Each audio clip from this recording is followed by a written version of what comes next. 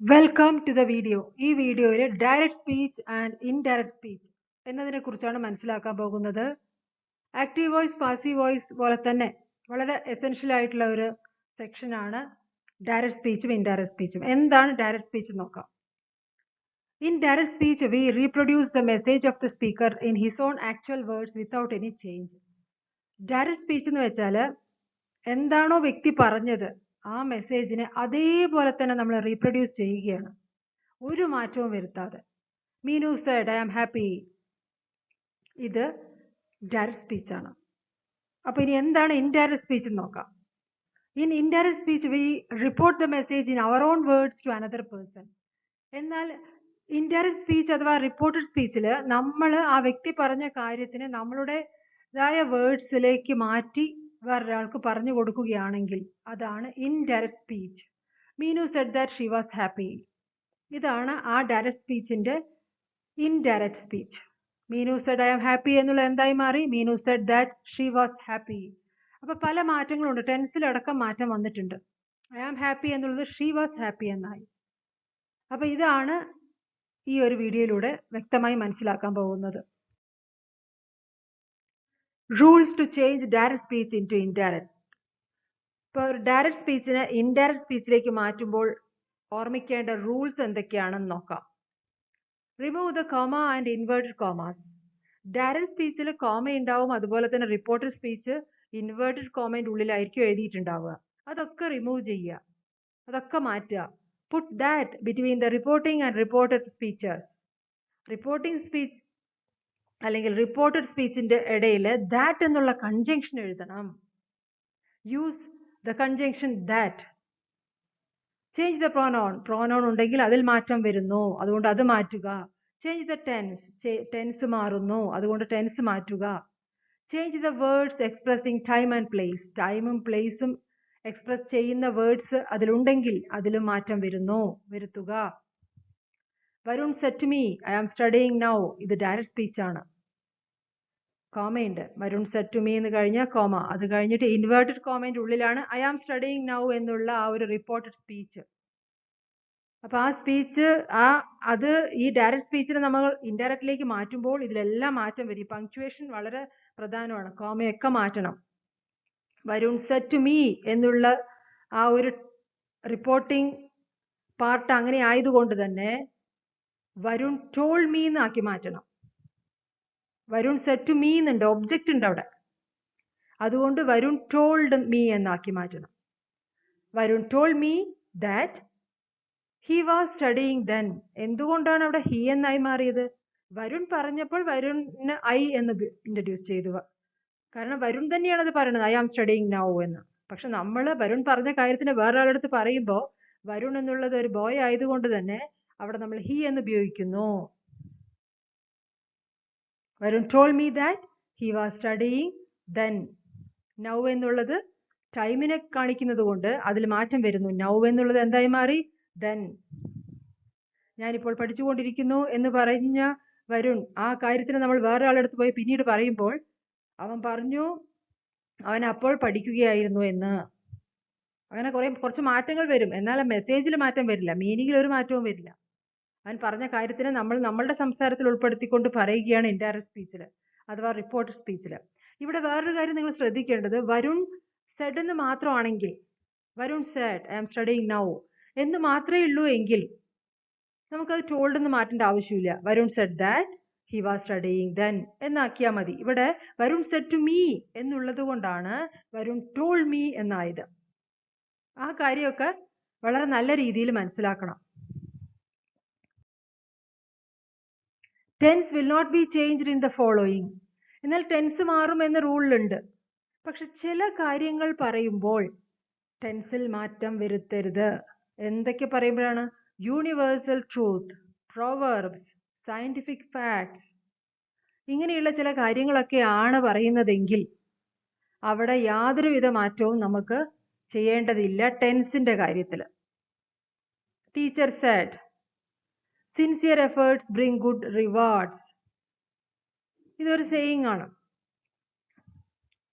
അതായത് സിൻസിയർ ആയിട്ടുള്ള ഏത് എഫേർട്ടും നല്ല റിസൾട്ടിനെ കൊണ്ടുവരുന്നു എന്ന് പറയുന്ന ഈ കാര്യം ഇതൊരു ട്രൂത്താണ്. അപ്പൊ അതിന് നമുക്കൊരു മാറ്റവും വരുത്തേണ്ട ടെൻസിൽ. അവിടെ ആ ബ്രിങ് എന്നുള്ളത് അങ്ങനെ തന്നെ എഴുതാം. അതായത് സിമ്പിൾ പ്രസന്റ് ടെൻസ് ആണെങ്കിൽ അതേ സിമ്പിൾ പ്രസന്റ് ടെൻസ് തന്നെ ഇൻഡയറക്റ്റ് സ്പീച്ചിൽ ഉപയോഗിക്കാം. Teacher said that sincere efforts bring good rewards. അവിടെ ഒരു മാറ്റവും വരുത്തിയിട്ടില്ല, ബ്രിങ് തന്നെയാണുള്ളത്. അതിന് അവിടെ ബ്രോട്ട് എന്നൊന്നും എഴുതണ്ട, പാസ്റ്റ് ടെൻസിലേക്ക് മാറ്റേണ്ട ആവശ്യമില്ല. എന്തുകൊണ്ടാണ്? ആ പറയുന്ന കാര്യം ഒരു ട്രൂത്ത് ആണ് എന്നുള്ളത് കൊണ്ട്. അപ്പൊ ഈ ഒരു കാര്യങ്ങളൊക്കെ ശ്രദ്ധിക്കുക. ഇപ്പൊ teacher Z where there is a will there is a way എന്നാണെങ്കിലോ അതൊരു പ്രോവർബാണ്. അപ്പൊ അവിടെയും മാറ്റം വരുത്തണ്ട. The teacher said that where there is a will there is a way. പ്രോവർബുകള്, യൂണിവേഴ്സൽ ട്രൂത്ത്. അതുപോലെ തന്നെ the teacher said earth is round. The teacher said that the earth is round. അങ്ങനെയൊക്കെ വരുമ്പോൾ അത് മാറ്റം വരുത്തരുത്. ആ ഒരു പോയിന്റ് ശ്രദ്ധിക്കണം.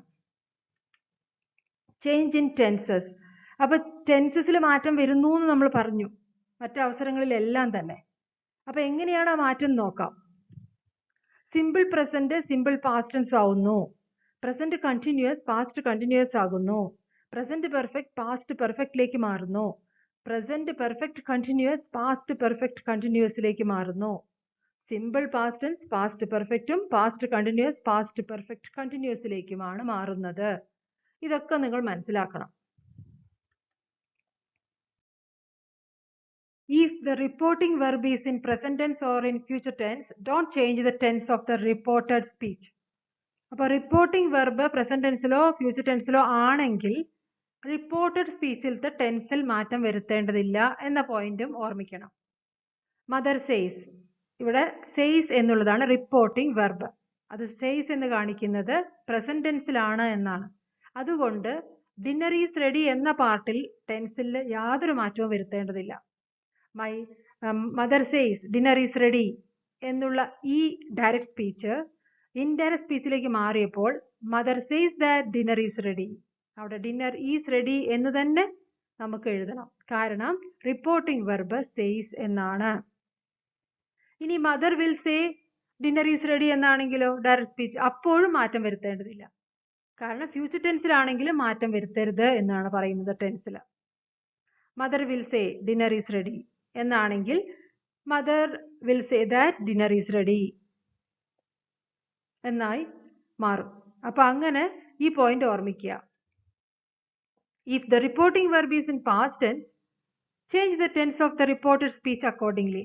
ഇനി റിപ്പോർട്ടിംഗ് വെർബ് പാസ്റ്റ് ടെൻസിലാണെങ്കിൽ, അതായത് സെഡ് എന്നാണെങ്കിൽ, അല്ലെങ്കിൽ അത് പാസ്റ്റ് ടെൻസിലാണെങ്കിൽ റിപ്പോർട്ടഡ് സ്പീച്ചിലത്തെ ടെൻസിൽ മാറ്റം വരുത്തണം. അതെന്താണ് റൂൾ പ്രകാരം മാറ്റം വരുത്തേണ്ടത്, അതിനനുസരിച്ചുള്ള മാറ്റം വരുത്തുക. Seema said I will play chess later. Seema said എന്നാണ് റിപ്പോർട്ടിംഗ് വെർബ്, അതുകൊണ്ട് പാസ്റ്റ് ടെൻസിലാണ്, അതുകൊണ്ട് ടെൻസിൽ മാറ്റം വരുത്തേണ്ടതുണ്ട്. I will play chess later എന്നുള്ളത് എന്തായി മാറി? Seema said that she would play chess later. Will play എന്നുള്ളത് വുഡ് പ്ലേ എന്നായി മാറി.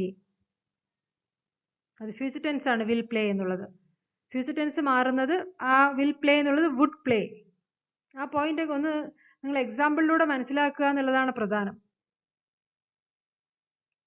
Manu said she bought a car. ഇവിടെ മനു സെഡ് എന്നുള്ളതാണ് റിപ്പോർട്ടിംഗ് വെർബ്, പാസ്റ്റ് ടെൻസിലാണ്. She bought a car. അപ്പൊ ഇതെങ്ങനെയായി മാറും? Manu said that she had bought a car. Bought എന്നുള്ളത് പാസ്റ്റ് ടെൻസ് ആണ്. സിമ്പിൾ പാസ്റ്റ് ടെൻസ് എങ്ങനെയായി മാറുക? Past perfect, had plus V3. അപ്പൊ she had bought a car. അതുപോലെ തന്നെ Seema said I will play chess later എന്നുള്ളതില് ഐ എന്നുള്ള പ്രോനൗണിലുണ്ടായ മാറ്റവും ശ്രദ്ധിക്കണം. സീമ പറഞ്ഞപ്പോൾ I will play chess later എന്ന് പറഞ്ഞു, ഞാൻ പിന്നെ ചെസ് കളിക്കുന്നു. പക്ഷെ നമ്മളത് വേറൊരു ആളുടെ അടുത്ത് മാറ്റി പറയുമ്പോൾ Seema said that she would play chess later. She എന്നായി മാറി അവിടെ ഐ എന്നുള്ള പ്രോനൗൺ. എന്തുകൊണ്ടാണ്? അത് സീമ എന്നുള്ള പേരായതുകൊണ്ട്. ഇനി വരുൺ എന്നാണെങ്കിലോ, Varun said I will play chess later എന്നാണെങ്കിൽ Varun said that he would play chess later. അങ്ങനെ പ്രോനൗണിലുണ്ടാകുന്ന മാറ്റം അതൊക്കെ വളരെ പ്രധാനമായിട്ട് പരിഗണിക്കുക. Change to indirect speech. He said, I have seen the film now. ഈ ഡയറക്റ്റ് സ്പീച്ചിൽ റിപ്പോർട്ടിംഗ് വെർബ് ഏതാണ്? സെഡ്. അതുകൊണ്ട് തന്നെ ടെൻസിൽ മാറ്റം വരുത്തേണ്ടി വരും. ഹാവ് സീൻ എന്നുള്ളത് എന്തായി മാറും? Had seen. അതായത് പ്രസന്റ് പെർഫെക്റ്റ് പാസ്റ്റ് പെർഫെക്റ്റിലേക്ക് മാറ്റണം. ഇനി പ്രോനൗൺ എന്താണ്? ഐ. അതെങ്ങനെയായിട്ട് മാറണം? ഹീ ആണ്. അതുകൊണ്ട് അത് ഹീ ആയി മാറണം. നൗ എന്നുള്ള വേർഡ് ദെൻ എന്നുള്ള വേർഡായി മാറും. അങ്ങനെ he said that he had seen the film then എന്നായി മാറുന്നു. My friend said to me, please help me. ഈ പ്ലീസ് ഹെൽപ്പ് മീ എന്നുള്ള ഇതൊക്കെ എന്താണ്? ആ സെന്റൻസ് ഒക്കെ എന്താണ്? എന്ത് സെന്റൻസ് ആണ്? ഇംപെരാറ്റീവ് സെന്റൻസ് ആണ്. അതുകൊണ്ടാണ് അതിൽ സബ്ജക്റ്റ് ഇല്ലാത്തത്. പ്ലീസ് ഹെൽപ്പ് മീ ഇതൊരു ഇംപെരാറ്റീവ് സെന്റൻസ് ആണ്. ഓർഡർ, കമാൻഡ്, റിക്വസ്റ്റ് അങ്ങനെ. അപ്പൊ my friend said to me എന്നുള്ളതിൽ സെഡ് എന്നുള്ളത് കാണിക്കുന്നത് റിപ്പോർട്ടിംഗ് വെർബ് പാസ്റ്റ് ടെൻസിലാണ് എന്നതാണ്. അതുകൊണ്ട് തന്നെ പക്ഷേ ഇത് ഇംപെരാറ്റീവ് സെന്റൻസിലത്തെ മാറ്റം എൻറ്റയർലി ഡിഫറെന്റ് ആണ്. അതൊന്ന് ശ്രദ്ധിക്കുക. My friend requested me. Imperative സെന്റൻസിൽ റിക്വസ്റ്റ്, കമാൻഡ്, ഓർഡർ എന്നിങ്ങനെയൊക്കെയാണ്. അഡ്വൈസ്. അപ്പൊ ഇവിടെ my friend requested me please എന്ന് വന്നതുകൊണ്ടാണ് ഈ requested. My friend requested me to help her. അപ്പോൾ അവിടെ ഒരു സ്ട്രക്ചറിലുള്ള വ്യത്യാസം നല്ല രീതിയിൽ മനസ്സിലാക്കണം. 2 + V1 ആണ് വരിക. My friend requested me to help her. Varun said how big the building is. ഇതൊരു എക്സ്ക്ലമേറ്ററി സെന്റൻസ് ആണ്. കാരണം എക്സ്ക്ലമേഷൻ മാർക്ക് ഉണ്ട്. അതുകൊണ്ട് തന്നെ ഇങ്ങനെയുള്ള സെന്റൻസിൽ വരുൺ എക്സ്ക്ലെയിംഡ് എന്നാണ് എഴുതേണ്ടത്. Varun exclaimed that. Varun exclaimed with happy അങ്ങനെയൊക്കെ പറയാം. വിത്ത് സാഡ്, അലാസ് എന്നൊക്കെ പറയുമ്പോൾ ചില എക്സ്ക്ലമേറ്ററി സെന്റൻസുകളിൽ അങ്ങനെ എഴുതാം. ഇവിടെ പക്ഷെ how big the building is എന്ന് പറയുമ്പം വളരെ അത്ഭുതത്തോടു കൂടിയാണ് ആ കാര്യം പറയുന്നത്. എത്ര വലിയ ബിൽഡിംഗ് ആണിത് എന്നൊക്കെ. അപ്പൊ ഇവിടെ വരുൺ എക്സ്ക്ലെയിംഡ് വിത്ത് വണ്ടർ എന്നൊക്കെ എഴുതാം. പക്ഷെ ഇവിടെ തൽക്കാലം Varun exclaimed that the building was very big. അവിടെ ഈസ് എന്നുള്ളത് വാസായി മാറണം. പിന്നെ ആ സ്ട്രക്ചറിലുള്ള വേർഡ് ഓർഡറിലുള്ള വ്യത്യാസം ശ്രദ്ധിക്കുക. എക്സ്ക്ലമേറ്ററി സെന്റൻസ് എങ്ങനെയായിരുന്നു? How big the building is എന്നാണെങ്കിൽ the building was very big എന്നാണ് ഇൻഡയറക്റ്റ് സ്പീച്ചിലേക്ക് അത് മാറ്റി എഴുതിയിരിക്കുന്നത്. അപ്പൊ ഇങ്ങനെയുള്ള മാറ്റങ്ങളൊക്കെയാണ് നിങ്ങൾ നല്ല രീതിയിൽ മനസ്സിലാക്കേണ്ടത്. Teacher said to Anu study well for the exam. Study well for the exam എന്ന് പറയുന്നത് ഇംപെരാറ്റീവ് സെന്റൻസ് ആണ്. ആദ്യം നിങ്ങൾ സെന്റൻസ് എന്താണെന്ന് മനസ്സിലാക്കുക. Study well for the exam എന്നുള്ളതിൽ സബ്ജക്റ്റ് ഇല്ല. ഈ ഇംപെരാറ്റീവ് സെന്റൻസിൽ എപ്പോഴും സബ്ജക്റ്റ് ഉണ്ടാവില്ല. ഇംപെരാറ്റീവ് സെന്റൻസിലത്തെ സബ്ജക്റ്റ് എന്താണ്? You. Study well for the exam. എക്സാമിന് നന്നായി പഠിക്കുക എന്നാണ് ടീച്ചർ പറഞ്ഞത് അനുവിൻ്റെ അടുത്ത്. അപ്പൊ ഇതൊരു ഇംപെരാറ്റീവ് സെന്റൻസ് ആണ്. അതുപോലെ തന്നെ ഇതൊരു അഡ്വൈസ് ആണ്. അപ്പൊ ഇതെങ്ങനെയാ വരിക? Teacher advised Anu to study well for the exam. ഈ ഇംപെരാറ്റീവ് സെന്റൻസിലെ 2 + V1 ആണ് വരിക. Teacher advised Anu to study well for the exam. To study. Please help me എന്നുള്ളത് എന്തായി മാറി? To help her. മീ എന്നുള്ളത് ഹെറായി മാറി എന്നുള്ള മാറ്റം, പ്രോനൗണിലുള്ള മാറ്റം നല്ല രീതിയിൽ ശ്രദ്ധിക്കണം. ഫ്രണ്ട് പറഞ്ഞപ്പോഴാണ് ഹെൽപ്പ് പ്ലീസ് ഹെൽപ്പ് മീ എന്നായത്. പക്ഷെ നമ്മളത് വേറെ അടുത്ത് പറയുമ്പോൾ my friend requested me to help her. Study well for the exam. Teacher said to Anu. Teacher advised Anu to study well for the exam.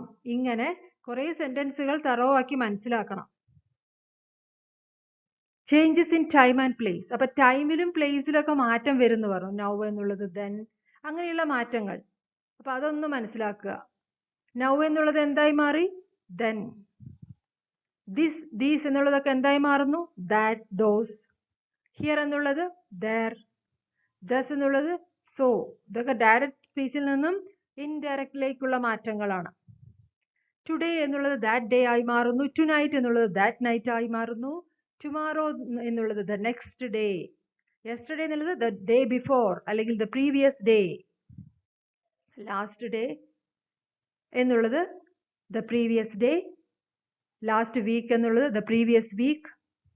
Last month എന്നുള്ളത് the previous month, the previous year എന്നിങ്ങനെയാണ് ആ മാറ്റങ്ങൾ. ഇനി next year ആണെങ്കിലോ the following year എന്നായി മാറും. Next month ആണെങ്കിൽ the following month. Next week എന്നാണെങ്കിൽ ദ ഫോളോയിങ് വീക്ക്. അങ്ങനെയാണ് ആ മാറ്റങ്ങൾ. ക്യാൻ എന്നുള്ളത് കുഡ് ആവുന്നു, മേ എന്നുള്ളത് മൈറ്റ് ആവുന്നു, ഷാൾ എന്നുള്ളത് ഷുഡ് ആവുന്നു, വിൽ എന്നുള്ളത് വുഡ് ആവുന്നു. അങ്ങനെയുള്ള ഈ ടൈമും പ്ലേസിന്റെ മാറ്റങ്ങളും നല്ല രീതിയിൽ നിങ്ങൾ മനസ്സിലാക്കേണ്ടതുണ്ട്. ഇത് ഈ ഒരു പാർട്ട് 1 ആണ്. ഇനി അനദർ പാർട്ട് ഉണ്ട്. അതിൽ നമ്മൾ എന്താ മനസ്സിലാക്കാൻ പോകുന്നത് വെച്ചാൽ ഇവിടെ നമ്മൾ സെന്റൻസുകളെ മനസ്സിലാക്കിയിട്ടുള്ളൂ. ഇനി ഇന്ററോഗേറ്റീവ് സെന്റൻസ് അഥവാ ക്വസ്റ്റ്യൻസിൽ എന്താണ് മാറ്റം വരിക, എങ്ങനെയാണ് മാറ്റം വരിക ഡയറക്റ്റ് സ്പീച്ചിൽ നിന്നും ഇൻഡയറക്റ്റ് സ്പീച്ചിൽ, അതാണ് അടുത്ത വീഡിയോയിൽ നമ്മൾ മനസ്സിലാക്കുന്നത്.